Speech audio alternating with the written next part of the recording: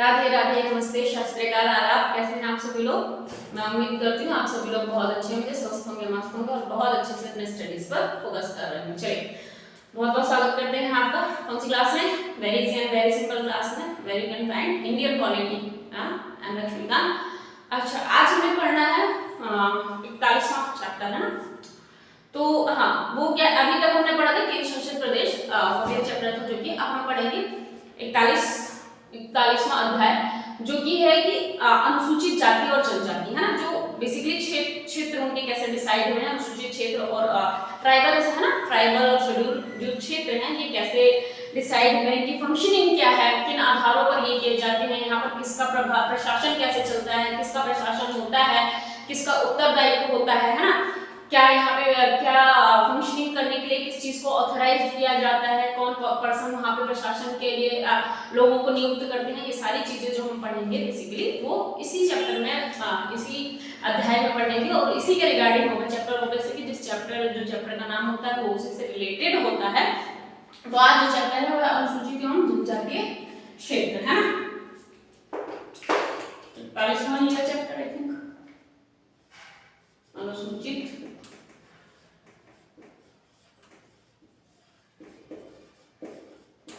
एवं जनजातीय क्षेत्र।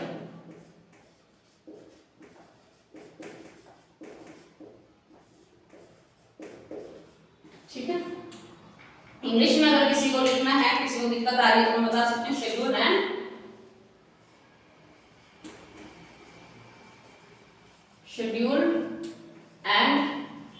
सबको पता है ना कि जो एससी शेड्यूल कास्ट जैसे होता है और एसटी जैसे अनुसूचित जाति और जनजाति, वही यहाँ पे अभी उसी की बात हो रही है। अनुसूचित जाति और जनजाति जैसे ही यहाँ पे शब्दों का इस्तेमाल किया जाएगा, शेड्यूल एंड ट्राइबल एरियाज। ठीक है, ट्राइबल एरियाज। ठीक है, ये बस क्या बात है कि ये एरियाज की बात हो रही है, बस इतना सा फर्क है कि जो एससी एसटी आप पढ़ते हो कि अनुसूचित जाति, अनुसूचित जनजाति, यहाँ पे बस क्षेत्रों की बात हो रही है। इतना सा फर्क है कि यहाँ पे कैसी अनुसूचित और जनजातीय क्षेत्रों की बात हो रही है, ना कि अनुसूचित जाति और जनजाति की बात हो रही है। बट ऑब्वियस है कि उसमें वो भी शामिल होंगे, उन्हीं के बिहार पे ये चीज बनाई गई है। क्यों बनाई? ऐसा तो नहीं है कि उसमें देखा तो जाएगा ही कि वहाँ पे लोग किस प्रकार के रह रहे हैं। ऑब्वियस है कि वहाँ अनुसूचित जनजाति और जाति के ही लोग रह रहे होंगे ज्यादातर, है ना?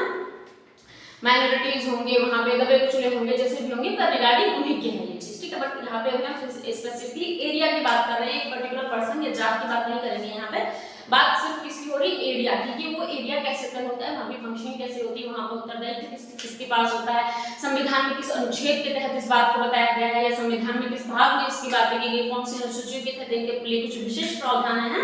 एज यूजुअल जैसे कि हम सभी उसके लिए पढ़ते हैं, हर चीज के लिए पढ़ते हैं, जो भी टॉपिक पढ़ते हैं उसमें सभी के बारे में ये पढ़ना तो वेरी कॉमन है ना? It's very common that we have to study about anuchchhed, we have to study about bhag, कि संविधान के किस भाग में वो चीज आती है या संविधान के किस अनुच्छेद में उसके बारे में बताया गया है। तो अगर इसकी बात करते हैं हम, यानी कि शेड्यूल्ड एंड ट्राइबल एरियाज की बात करते हैं, अनुसूचित एवं जनजातीय क्षेत्रों की बात करते हैं, तो इसकी बात हुई है भाग 10 में, संविधान के भाग 10 में। ठीक है,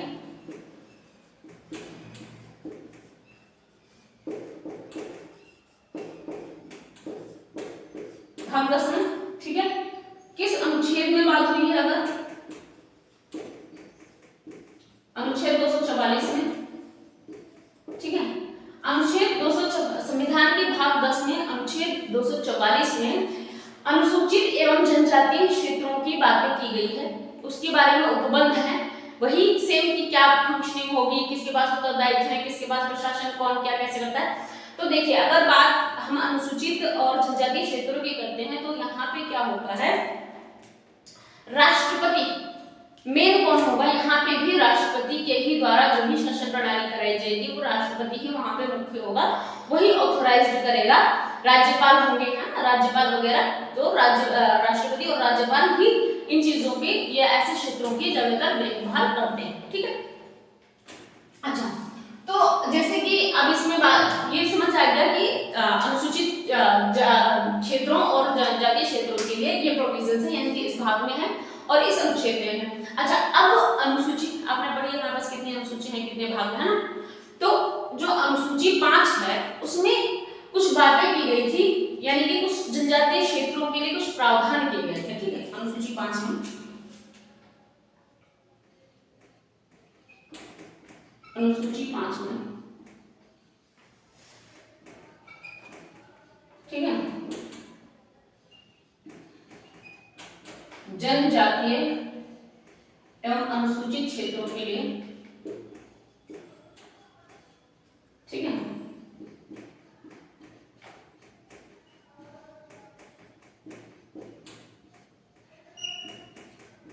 प्रावधान, परंतु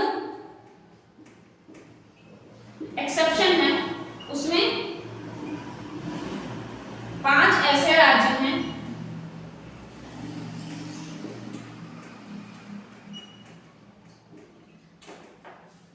जिन पर ये राज्य या ये प्रावधान लागू नहीं होते हैं।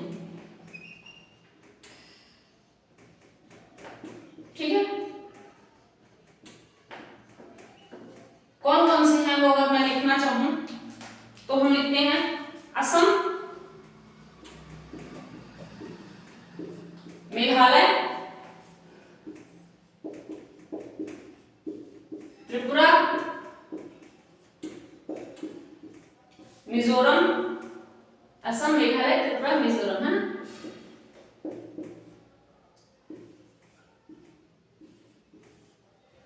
और कौन है? असम, त्रिपुरा, मेघालय, मिजोरम, 4 हुए फिर ये तो, हाँ।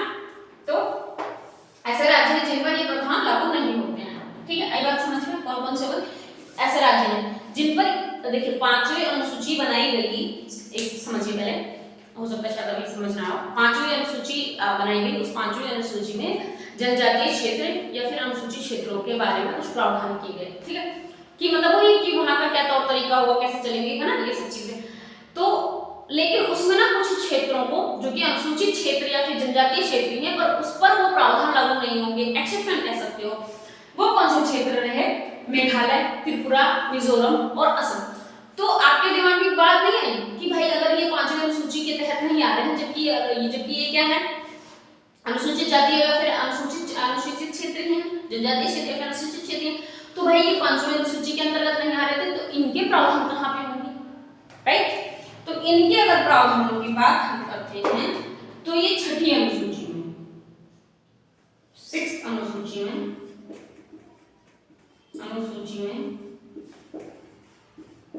बात की गई है त्रिपुरा, असम, मिजोरम, मेघालय के लिए प्रावधान। ठीक है, ठीक है, लिखिए पहले इसको तो बताता हूँ। Let me check that is it visible almost.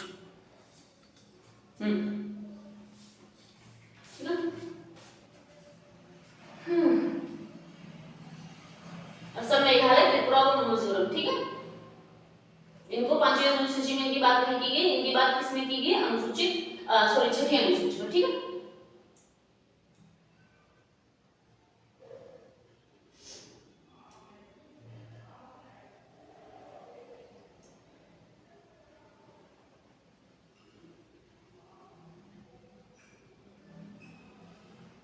ठीक है, आगे लिखो,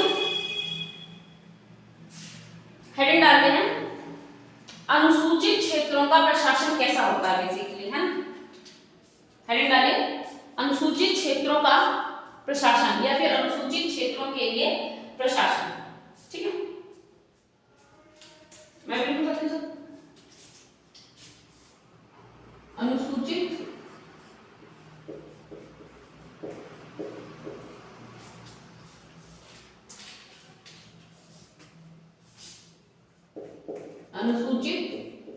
क्षेत्रों के लिए प्रशासन। Is it okay? देखिए सिंपल सी बात है कि जैसे ही बाकी राज्यों में चलती हैं जो सुविधाएं होती हैं, जो कार्य प्रणाली होती हैं, पर जो अनुसूचित क्षेत्र या फिर जो जनजातीय क्षेत्र होते हैं, यहाँ पे थोड़ा सा व्यवहार अलग होता है। अलग कैसे होता है कि देखिए ऑब्वियस है कि यहाँ पे क्या होता है, क्या माना जाता है कि यहाँ पे जो लोग हैं थोड़े आदिम इन द सेंस कि वो सबसे पहली बात तो ये समझ आती है कि वो लोग ना डेवलप नहीं है, वहाँ पे कोई भी चीज डेवलप नहीं है। हो सकता है वहाँ पानी ना हो सकता है ना गैस सिलेंडर देखने को ना मिलती हो, ये जो नॉर्मल खाना हम खाते हैं पका के खाने वाली कोई सुविधाएं ना हो, आधा तो उन्हें जानवर खा के अपना जीवन व्यतीत करना पड़ता है, कहीं जाके इतना सा चावल आटा कहीं हो सकता है उनको मिल जाती हो, वरना उनको जंगली पौधों पे, जंगली फल पे, जंगली सब्जियों पे, जानवरों पर खाने में निर्भर होते हैं। उनको टेलीविजन रेडियो पर नहीं पता है, उनको स्मार्ट वॉच तो कहीं सुनने में ही नहीं आई होगी क्या होता है ना। तो बेसिकली वहां के जो रहन सहन है, कपड़ों का है ना, ठंडियों का नहीं पता किस तरह के वस्त्र पहनने हैं, है ना, आदिम यही मतलब है, जनजातीय क्षेत्रों से यही मतलब होता है, यानी कि ऑलमोस्ट आपके दिमाग में एक ऐसी चीज आती है कि भाई कहीं जंगलों में रहते हैं। हाँ ऐसा ही मान सकते हो आप कि कहीं जंगलों में, पहाड़ों में ऐसी जगह रहते हैं जहाँ पे सुख सुविधाओं से वंचित होते हैं। ये इसमें कोई शक नहीं है कि जो नॉर्मल सुख सुविधाएं हैं, नॉर्मल क्या हमारे लोगों के पास तो कुछ विशेष सुख सुविधाएं ही हैं। ऑब्वियस है आज आर्टिफिशियल इंटेलिजेंस तक हम देख सकते हैं, हम रोबोट से पढ़ाई हो रही है, रोबोट से है ना, स्कूल में रोबोट बनाया जा रहा है, रेस्टोरेंट में रोबोट खाना खिला रहा है। ये तो बहुत ज्यादा बहुत मतलब लेवल पार बात है आगे उन लोगों के लिए ना, जनजातीय क्षेत्रों में रहने वाले लोगों के लिए है, जिनको सिलेंडर देखा ही नहीं जिन्होंने, उनके लिए आप रोबोट की बात करोगे तो क्या कैसी वाली बात उनके लिए हो जाएगी, उनको नहीं पता ये सब चीजें। स्मार्ट वॉच की बात करोगे आप उनको शायद ये वाली घड़ी ना पता, सूर्य के देखते हैं अनुमान लगाते हैं कि ये समय क्या हुआ है, तो वो बहुत पिछड़ा वर्ग माना जाता है बेसिकली, है ना, बहुत पिछड़ा हुआ दबा हुआ वर्ग, जिनको कुछ पता ही नहीं, अपने अधिकारों से ही वंचित है, उनको ये नहीं पता कि हमारे अधिकार क्या है। लड़ना भिड़ना अधिकारों के लिए तो बहुत दूर की बात हो जाएगी, अधिकारों के हनन होने पर क्या करना तो बहुत दूर की बात है, उन्हें नहीं पता कि मेरे अधिकार एक्चुअली में है क्या। सिंपल है ना, हम तो लड़ने भिड़ने को तैयार है, हमें पता है हमारा ये हमारा हक ये था, हमें ऐसा हो गया, हम इसके तहत ये चले जाएंगे, हमारा अमरना हुई है, हम तो अपनी इंसल्ट में भी मानहानि का केस कर सकते हैं। उनको क्या पता, उनको तो अधिकारों से वंचित है, उनके लिए क्या होगा ये कुछ जिगजैग जैसी चीज हो गई, कुछ अधिकार क्या होता है कुछ नहीं पता, ठीक है। तो ये एक सिंपल सी बात है कि बहुत पिछड़ा वर्ग है ना, पिछड़े हैं, ऑब्वियसली बहुत ज्यादा पिछड़े हैं, कुछ टेक्नोलॉजी के नहीं, हर चीज के बारे में ज्ञान नहीं है, किसी भी चीज के बारे में इतना ज्ञान नहीं है, ठीक है। तो उन जाहिर सी बात, उन पर ज्यादा मेहनत करने की जरूरत है, हमें इक्वल लाने के लिए, जैसे एसटी को आरक्षण मिला है ना, इक्वल लाने की जरूरत थी, महसूस किया गया तो आरक्षण दिया गया ताकि इक्वल है। तो वैसे जब कोई पिछड़ा हुआ है उसको बिल्कुल बराबर में लाना है तो वैसे थोड़ी सी मेहनत करनी पड़ेगी, ठीक है। तो वो मेहनत की यहाँ पे जरूरत है, क्यों, क्योंकि यहाँ पे पिछड़े हुए ही लोग ज्यादा रहेंगे, ये कैसा क्षेत्र माना जाएगा, दबा हुआ, कुचला हुआ, पिछड़ा हुआ क्षेत्र, ठीक है। तो इसमें क्या लिखते हो, अगर चाहो आप जितना समझा दिया वही बात इसमें आई है ना। तो प्रशासन की अगर बात करें तो यहाँ पे क्या होता है, राष्ट्रपति है ना और राज्यपाल, दो ऐसे लोग होते हैं जो यहाँ के प्रशासन में एक अहम भूमिका निभाते हैं, है ना। आपको पता है कि जो राष्ट्रपति होता है उसके पास अधिकार होता है क्षेत्रों का नाम बदलने का, या फिर क्षेत्रों को अपने में मिलाने का, क्षेत्रों को अलग अलग करने का, यानी कि अगर एक राज्य से दो टुकड़ों में विभाजित करने का अधिकार राष्ट्रपति के पास है, दो राज्यों को मिलाकर एक राज्य करने का अधिकार राष्ट्रपति के पास है, किसी राज्य का नाम बदलकर राज्य कोई नाम बदल के दूसरा नाम रखने का भी अधिकार राष्ट्रपति के पास है, ठीक है। राज्य का पुनर्गठन राष्ट्रपति के अधिकार में आता है, ठीक है। तो अगर हम अनुसूचित क्षेत्रों के लिए प्रशासन की बात करते हैं तो सबसे पहली बात हम क्या लिखेंगे,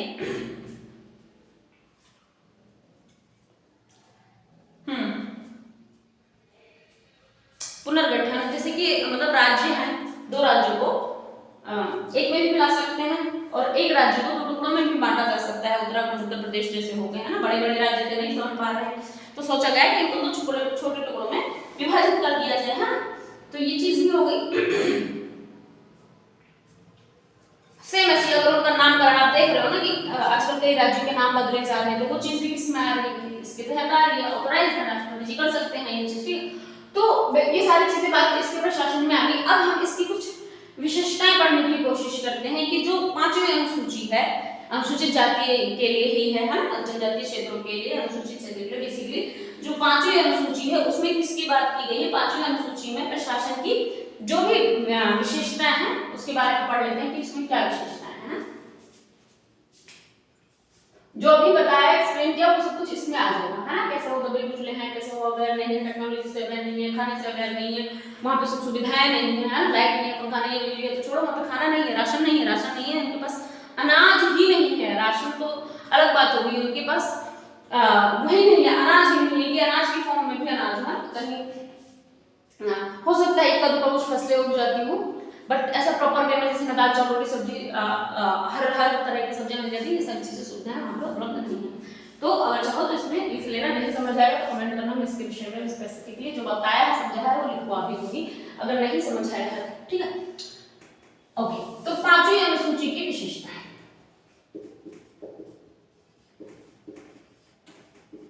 अनुसूची की विशेषताएं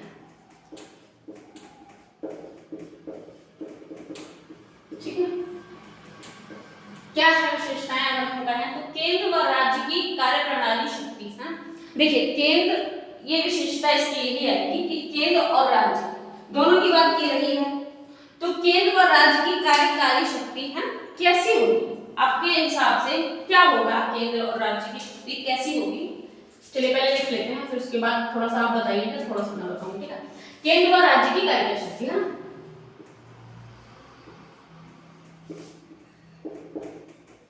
केंद्र व राज्य की कार्यकारी शक्ति। आपको पता है कि यहाँ पे जो राज्यपाल जी होते हैं इंपॉर्टेंट है, मुख्य रोल निभा रहे हैं। अगर राष्ट्रपति जी को कोई भी फैसला इन क्षेत्रों के लिए करना होता है तो उन राज्यों के राज्यपाल से परमिशन लेनी यानी कि हामी भरानी बहुत ज्यादा जरूरी होती है। अगर राष्ट्रपति जी कोई फैसला ले लेते हैं और यहाँ से उनको बहुमत नहीं मिलती है तो ये दिक्कत की बात हो जाएगी। कहने का मतलब है वो फैसले में दिक्कत आएगी, क्योंकि जितने भी अनुसूचित जाति अनुसूचित क्षेत्र या जनजातीय क्षेत्र है उसमें एक प्रोविजन ये भी है कि राष्ट्रपति के फैसले के लिए वहां के राज्यपाल की यानी कि जो राज्य का जो भी राज्य का वहां पे प्रमुख है ना, उनके आपको बहुमत चाहिए ही चाहिए होगी। अगर वो बहुमत देते हैं उसी के बाद ही आप कोई अपना फैसला उन पर लागू करवा सकते हैं, ठीक है। तो केंद्र राज्य की शक्ति सिंपल सा, तो इसमें ये कहा जा रहा है कि जो केंद्र की शक्तियां हैं वो उनकी अंतर्गत आने वाले जितने भी जनजातीय क्षेत्र हैं या फिर अनुसूचित क्षेत्र हैं, यानी कि अनुसूचित क्षेत्र या फिर जनजातीय क्षेत्र, बार बार अनुसूचित जाति और जनजाति निकल जाती है तो उस पर ज्यादा ध्यान मत दीजिएगा, है ना। तो बेसिकली ये क्षेत्र की बात है, मेरे को जनजाति जाति और वो निकल रहा है, तो शेड्यूल हमें पढ़ना है अनुसूचित एवं जनजातीय क्षेत्र, ठीक है, अनुसूचित एवं जनजातीय क्षेत्र ना की जाति। ओके, तो केंद्र के अंतर्गत जितने भी जो भी जनजातीय क्षेत्र है ना या फिर अनुसूचित क्षेत्र है उन पर केंद्र के भी जो शक्तियां हैं वो लागू होंगी। ये है स्टडी का मतलब, है ना। समझ आ रहा है, नहीं समझ आ रहा है तो जो केंद्र है ना, जो केंद्र कार्यकारी शक्ति बना हुआ है तो उस राज्य में, है ना, जो भी अनुसूचित क्षेत्र या फिर जनजातीय क्षेत्र है उन पर केंद्र की शक्तियां भी लागू होंगी, ठीक है, सिंपल। नहीं समझ आएगा तो कमेंट बॉक्स आपके पास है, भरी है उसको। अच्छा, अगर मतलब इसकी विशेषताएं पढ़ना है पांचवी अनुसूची ने और क्या किया, तो पांचवी अनुसूची ने एक और काम किया कि अनुसूचित क्षेत्रों की घोषणा, अनुसूचित क्षेत्रों की घोषणा।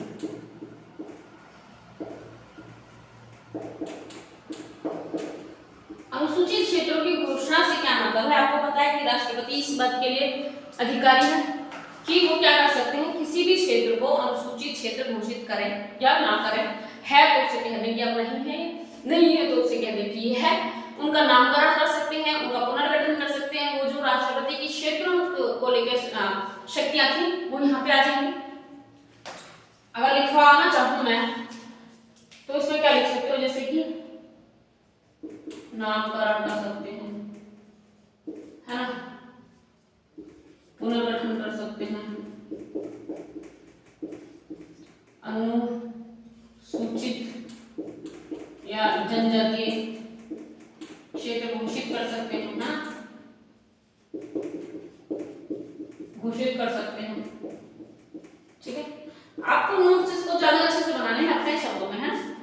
इससे आप नोट्स बना पाएंगे, बता दिया ना मैंने मुझसे, अगर नहीं बताया होता तो सिर्फ ऐसे लिख दूं तो हो सकता है आपके लिए मुश्किल हो थोड़ा सा, पर जब बता दिया तो मेरे हिसाब से आपको कोई दिक्कत नहीं होगी, ठीक है। फिर तीसरी एक विशेषता यहाँ पे सबसे अच्छी विशेषता जो कि मुझे लगती है वो ये है कि जो जनजातीय क्षेत्र होते हैं इनके पास एक सलाहकार परिषद होती है, ठीक है। जनजातीय क्षेत्रों के पास सलाहकार परिषद,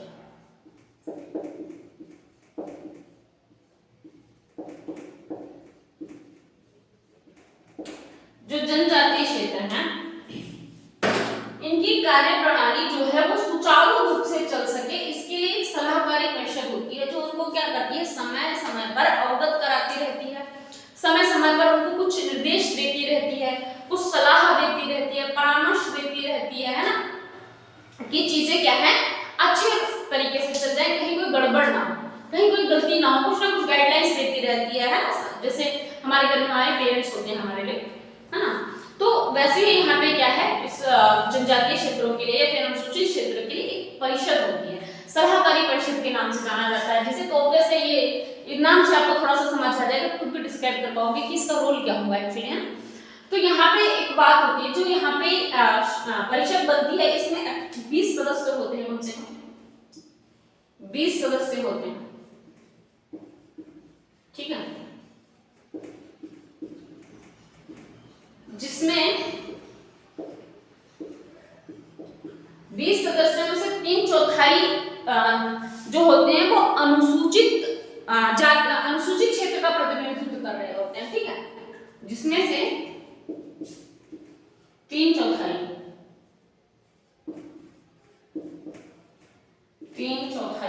ऐसे तो लिखेंगे, गणित में भी लिख सकते थे पर मैंने हिंदी में लिखे, 3/4 सदस्य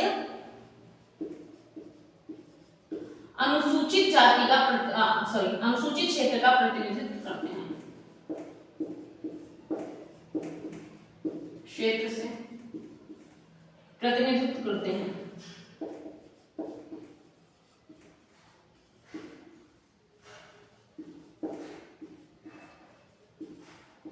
ठीक है। Is it okay? आगे बात समझ में, कहीं कोई दिक्कत तकलीफ परेशानी पीड़ा नहीं, 3/4 याद रखना, ठीक है। 20 सदस्य टोटल होंगे, इसमें से जो 3/4 होंगे वो क्या करेंगे, वो अनुसूचित क्षेत्र का प्रतिनिधित्व करेंगे, सिंपल सी बात है।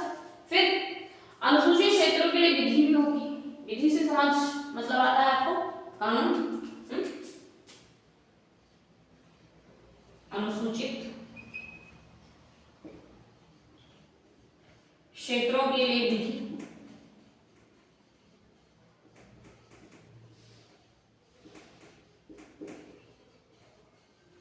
ठीक है। फोर्थ जो आपकी विशेषता है, 5वीं अनुसूची की बात हो रही है, लेट मी चेक, वो क्या है, दिख नहीं रहा भाई, नाउ इट्स विजिबल, स्क्रीनशॉट ले लीजिए, ठीक है। फोर्थ जो पॉइंट है वो अगर किसी को दिखने में दिक्कत हुई है तो मैं बोल देती हूँ, अनुसूचित क्षेत्रों के लिए विधि, ठीक है, ठीक है। अनुसूचित क्षेत्रों के लिए जो विधि है उसमें एक बात कही गई है कि राज्यपाल इस बात के लिए ऑथोराइज्ड है कि जो संसद ने या जैसे भी जो बने हैं विधि बनी है उनको इस पर लागू करने के लिए कोई कंपल्सरी नहीं है कि वो इन चीजों को लागू करे ही करे, में एक्सेप्शन है, एक्सेप्शन आर ऑलवेज हियर, है ना। बट वैसे जो सिचुएशन है, जो विशेषता है, जो 5वीं अनुसूची कहती है वो ये कहती है कि जो राज्यपाल जी हैं वो इसके लिए कोई कंपल्सरी नहीं है, नेसेसरी नहीं है कि क्या किया जाए, वो प्रोविजंस जो हैं जो संसद द्वारा बनाए गए हैं हर राज्य के लिए जैसे भी किए गए हैं वो इस पर लागू किए जाए, वो चाहे तो राज्यपाल जी चाहें तो ऑब्वियस है इसको ना कर सकते हैं, बट कुछ अपवाद स्वरूप ऐसे भी हालात होते हैं जब वो मान्य होंगे, ठीक है, ठीक है। अगर सपोज मान लीजिए कि संसद ने कोई विशेष अधिनियम बना दिया, है ना, लिखते हैं संसद के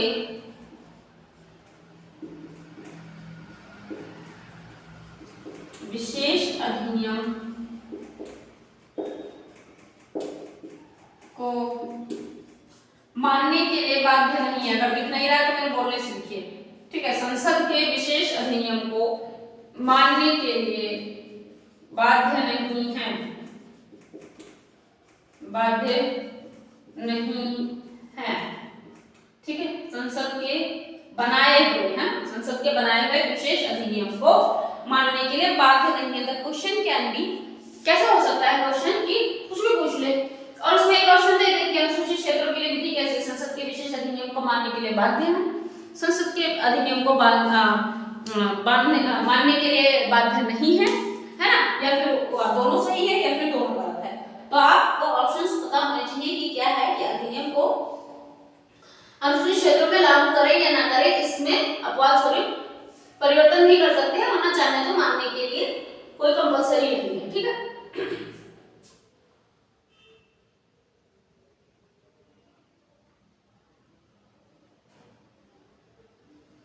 ठीक है, ये तो हो गई अनुसूचित क्षेत्रों के लिए प्रशासन। अब हमें पढ़ना है जनजातीय क्षेत्रों के लिए भी प्रशासन, है ना। जैसा अनुसूचित क्षेत्र के लिए प्रशासन है तो भाई जनजातीय क्षेत्र के लिए भी प्रशासन है ना। तो हमें क्या करना पड़ेगा, हमें डिस्प्ले चेंज करनी पड़ेगी। तो उससे पहले मैं एक झलक आपको ऐसा दिखा दूं ताकि आप अच्छे से नोट डाउन कर लीजिए, ठीक है। हो गया। अब हेडिंग डालते हैं हम जनजातीय क्षेत्रों का प्रशासन। अभी हमने किसका पढ़ा था, अभी हमने पढ़ा था अनुसूचित क्षेत्रों का प्रशासन। अब हम पढ़ेंगे जनजातीय क्षेत्रों का प्रशासन, ठीक है। गर्मी होने लगी है बहुत ज्यादा। अनुसूचित क्षेत्रों का प्रशासन पढ़ लिया हमने, अब पढ़ेंगे हम जनजातीय क्षेत्रों का प्रशासन।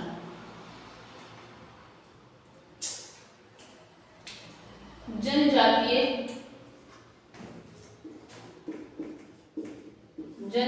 क्षेत्रों का प्रशासन। देखिए ज्यादातर क्या हुआ है कि जितने भी ये अनुसूचित जाति या जनजातीय क्षेत्र थे उन्होंने क्या किया, या तो थोड़ा बहुत नई संस्कृति को अपना लिया, उसमें घुल मिल गए, है ना। पर कुछ ऐसे क्षेत्र रहे हैं जो अभी भी अपनी ही संस्कृति से जुड़े हुए हैं, जिन्होंने नई संस्कृति को ना थोड़ा बहुत ना ही कुछ तरीके में अपनाया है, वो अपनी ही संस्कृति से जुड़े हुए हैं। उनको नहीं पता कि साइंस क्या है, उनको नहीं पता टेक्नोलॉजी क्या है, उनको नहीं पता आर्टिफिशियल इंटेलिजेंस क्या है, उनको नहीं पता रोबोटिक क्या होता है। उनको लगेगा ये तंत्र मंत्र है। अगर आप रोबोट खड़ा कर दोगे तो I think they will feel that ये कुछ ब्लैक मैजिक टाइप की चीजें हैं, राइट। उनको, मुझे नहीं लगता कि वो इन चीजों से अवेयर होंगे, बिल्कुल भी है। उनके लिए तो ये बहुत बड़ी बात लग जाएगी, है, समझ आ जाएगी, उनको लग जाएगी इन द सेंस कि बहुत बड़ी बात लगेगी, वो ये क्या है, ठीक है। उनको नहीं पता होगा ये सब चीजें, ठीक है। तो बेसिकली वही है कि बाकी जो जिन राज्यों ने, जिन क्षेत्रों ने चीजों को अपना लिया, नई चीजों को अपना लिया, वो थोड़े डेवलप हो गए। ये अपनी संस्कृति से उतने ही जुड़े हैं आज भी। तो ये चीजों से इनका जो एरिया है, जो क्षेत्र है, ये जो खुद भी है, ये ना मानसिक रूप से, ना शारीरिक रूप से, ना ही सांस्कृतिक रूप से वो डेवलप नहीं कर पाए हैं। वो जहाँ थे वही है, उसी हिसाब से है। उनका जो कल्चर है, उनकी संस्कृति है, उनकी जो सभ्यता है, वो आज भी वही है, सेम टू सेम, ठीक है। तो देखिए कल्चर, सभ्यता अपनी हो सकती है, बट उसमें कुछ चीजों को ऐड करना जरूरी बनेगा, है ना, तभी वो क्या हो पाएंगे, वो डेवलप हो पाएंगे। वो वैसे वो क्या कहते हैं ना, परिवर्तन समय का नियम है, हाँ, परिवर्तन समय का नियम यही तो है। तो ये होना कंपलसरी है। अच्छा, ये चीज नहीं हुई है, इसलिए वो थोड़ा जगह बहुत ज्यादा मामलों में पिछड़े रह गए हैं। तो इन पिछड़ी चीजों से उनको बाहर निकालने के लिए बाकी राज्यों के लिए तो 5वीं अनुसूची बन गई, बट जो ये कुछ राज्य बचे, त्रिपुरा हो गया, असम हो गया, मिजोरम हो गया, मेघालय हो गया, ये जो आज भी अपनी संस्कृति से उतनी ही पक्की तौर पर जुड़े हुए हैं, नई संस्कृति को थोड़ा बहुत नहीं, ज्यादा नहीं, किसी भी तरह से नहीं अपनाया है, अपनी संस्कृति से वही जड़ से जुड़े हुए हैं। तो इनके लिए बनाई गई 6ठी अनुसूची। इनकी जो बातें की गई, जनजातीय क्षेत्रों के लिए जो बातें की गई, ये 6ठी अनुसूची में की गई है। तो 6ठी अनुसूची क्या कहती है, अनुसूची है, इसमें कुछ प्रावधान किए गए। 6ठी अनुसूची में क्या किया गया, कुछ प्रावधान किए गए जो किससे जुड़े हुए हैं, किसके लिए हैं वो प्रावधान, जनजातीय क्षेत्रों के लिए हैं। तो अगर इसकी विशेषताओं के बारे में पढ़ें, इसकी क्या विशेषताएं हैं, क्या ऐसे प्रोविजंस हैं जो जनजातीय क्षेत्रों के लिए किए गए हैं, तो वो अब हम लिख लेते हैं फटाफट से।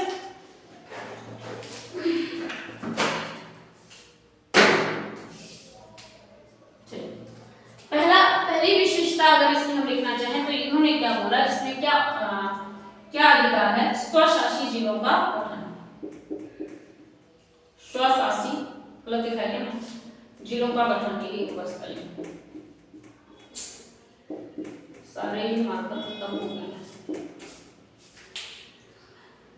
राज्यपाल जी को एक अधिकार है यहाँ पे कि वो ऐसे राज्यों को के लिए क्या कर सकते हैं, स्वशासी जिलों का गठन कर सकते हैं, जहां पे उनको लगे कि ये इस क्षेत्र के लोग ज्यादा दिख रहे हैं, यहाँ पे कमजोर है ये क्षेत्र और ये चाह रहे हैं, इनकी संस्कृति उनकी सभ्यता ऐसे मेल खा रही है, तो इनके लिए एक पर्टिकुलर जिला घोषित कर दिया जाए, है जिलों का एक पर्टिकुलर उन्हीं संस्कृति वाले लोगों के लिए, है ना, जो सेम संस्कृति को फॉलो कर रहे हैं, सेम बोली भाषा रहन जो भी चीजें उनको फॉलो करते हैं, तो उनके लिए खुद का एक जिला घोषित कर दिया गया जिसमें उन्हीं की तरह के लोग होंगे, ठीक है। फिर ये अधिकार किसको होता है, स्वशासी जिलों को गठन करने का अधिकार राज्यपाल जी को, ठीक है, क्योंकि जब राष्ट्रपति जी कुछ करते हैं ना क्षेत्रों से रिलेटेड, ऐसे क्षेत्रों के संबंध में, तो वो राज्यपाल की मंजूरी जरूर लेते हैं, ठीक है। The only person is authorised is governor, ठीक है, ओके। तो स्वशासी जिलों का गठन कौन करेगा, ये अधिकार किसको है, राज्यपाल को है, राज्यपाल को इस बात का अधिकार है कि वो स्वशासी जिलों का गठन कर सकते हैं।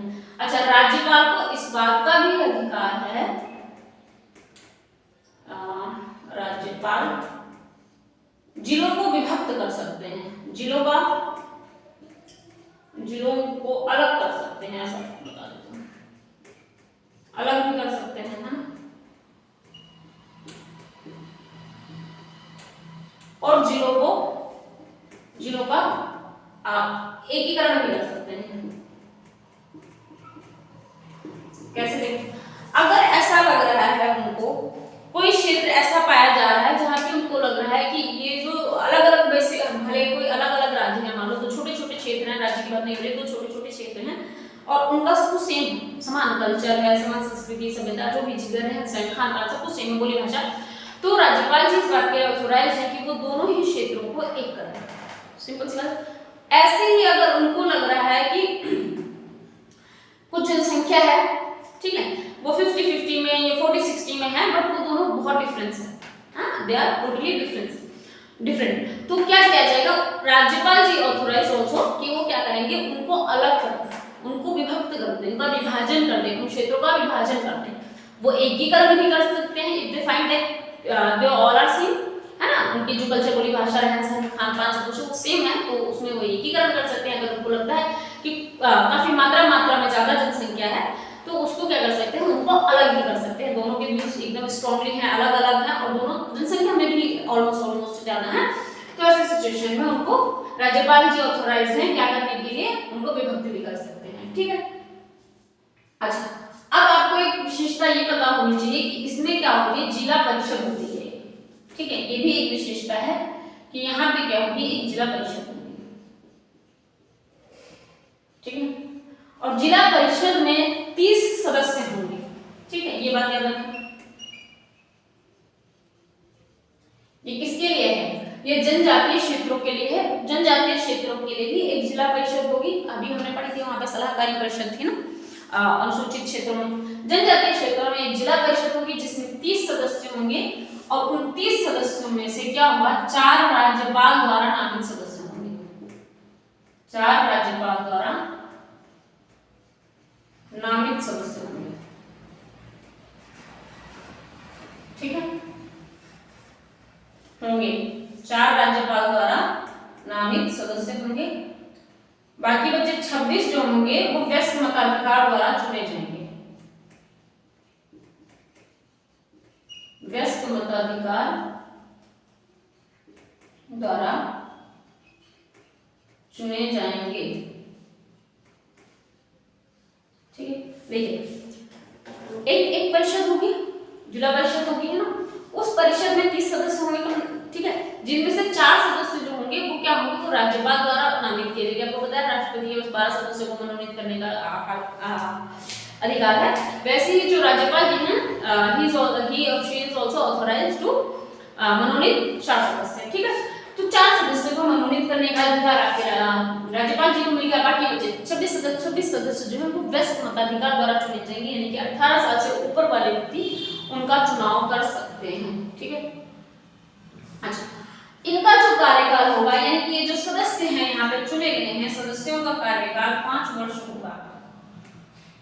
सदस्यों का कार्यकाल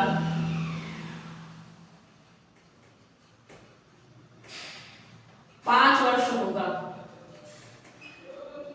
ठीक है, सदस्यों का कार्यकाल कितना होगा? 5 वर्ष होगा। शर्त यह है कि परिषद विघटित ना हो, परिषद बीच में विघटित ना हो। विघटित होने पर कार्यकाल समाप्त हो जाएगा, है ना। इनका जो ये जो जितने भी सदस्य चुने जाएंगे, ये 5 वर्ष के लिए चुने जाएंगे, इनका कार्यकाल फिक्स होगा 5 साल के लिए। बट एक कंडीशन होगी कि अगर परिषद बीच में विघटित हो जाती है, दैट सिचुएशन क्या होगा, ऑब्वियसली कि वो क्या होंगे, उनका कार्यकाल समाप्त हो जाएगा, विघटन हो जाएगा, तो फिर कैसे रहेंगे। ठीक है, अच्छा, एक और चीज पढ़ लेते हैं। ये तो चैप्टर की बात है। चैप्टर के अलावा हमें इससे जुड़े हुए अनुच्छेद भी पढ़ने हैं, आज जो हम पढ़ते आ रहे हैं हमेशा की तरह ना। तो एक साइड हम लिख लेंगे अनुच्छेद, और एक साइड हम लिख लेंगे विषय। ठीक है, तो पहला अनुच्छेद देखते हैं हम 244। ठीक है, अनुच्छेद 244 क्या कहता है कि अनुसूचित एवं जनजातीय क्षेत्रों में प्रशासन, अनुसूचित एवं जनजातीय क्षेत्रों में प्रशासन या का प्रशासन। ठीक है, अनुसूचित जनजातीय क्षेत्रों में क्षेत्रों का प्रशासन, है ना। यानी कि अनुसूचित क्षेत्र या जनजातीय जो क्षेत्र है वहां का प्रशासन क्या और कैसे होगा, इसकी बात अनुच्छेद 244 में की गई है। ठीक है, अच्छा, एक अनुच्छेद है 244 ए। ठीक है, 244 आ गया। अब पढ़ेंगे 244 ए। इसमें क्या बताया है, जैसे असम है ना, असम के कुछ इलाकों को मिलाकर एक स्वायत्त राज्य का निर्माण। ठीक है, जो अब बात की गई है कि जो ही मात्रा खाते हैं वो क्या है, असम के कुछ इलाकों को मिलाकर,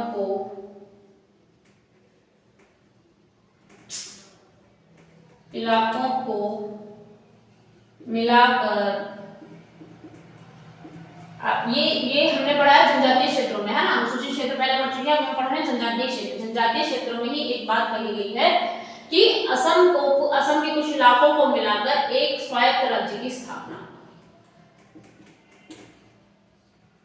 स्वायत्त राज्य की स्थापना किस अनुच्छेद में बात की गई है, ये वाले अनुच्छेद 244 ए में। 244 पढ़ लिया, संघीय क्षेत्रों में प्रशासन की बात, मतलब अनुसूचित क्षेत्र और जनजातीय क्षेत्रों में प्रशासन के बारे में जो बताया गया वो अनुच्छेद 244 में बताया गया। और जो असम के कुछ क्षेत्रों को मिलाकर एक स्वायत्त राज्य की स्थापना करने की बात की गई है, निर्माण करने की बात की गई, अनुच्छेद 244 में की गई। अब आपके लिए एक अनुच्छेद और बन सकता है इसमें, 244 हो गया, 244 हो गया। अब बन सकता है 239, नहीं सॉरी 339, थोड़ा सा अलग है पर पढ़ लेते हैं, अभी ध्यान आ गया है तो।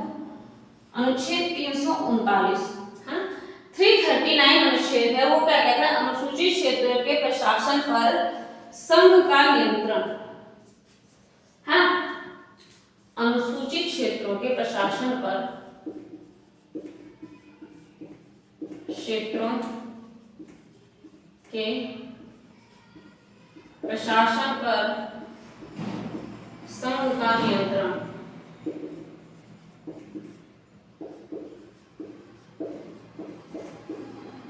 ठीक है, यानी कि जनजातीय क्षेत्रों का कल्याण करने के लिए ये बात कही गई है। तो चाहो तो तुम ये भी लिख सकते हो,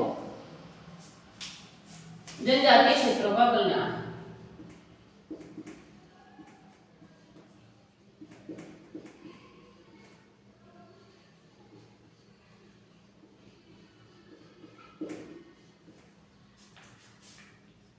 जनजातीय क्षेत्रों का कल्याण, ठीक है। So let the chapter is over. अगर आपके मन में कोई दुख दर्द पीड़ा परेशानी है तो प्लीज उसको बताएं, उसका निवारण करने की कोशिश करेंगे पूरी।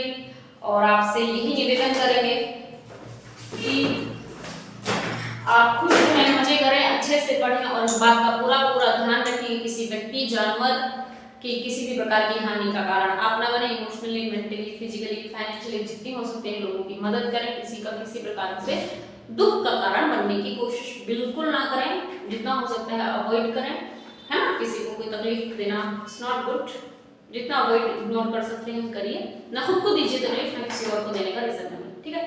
चलिए, thank you so much, bye bye.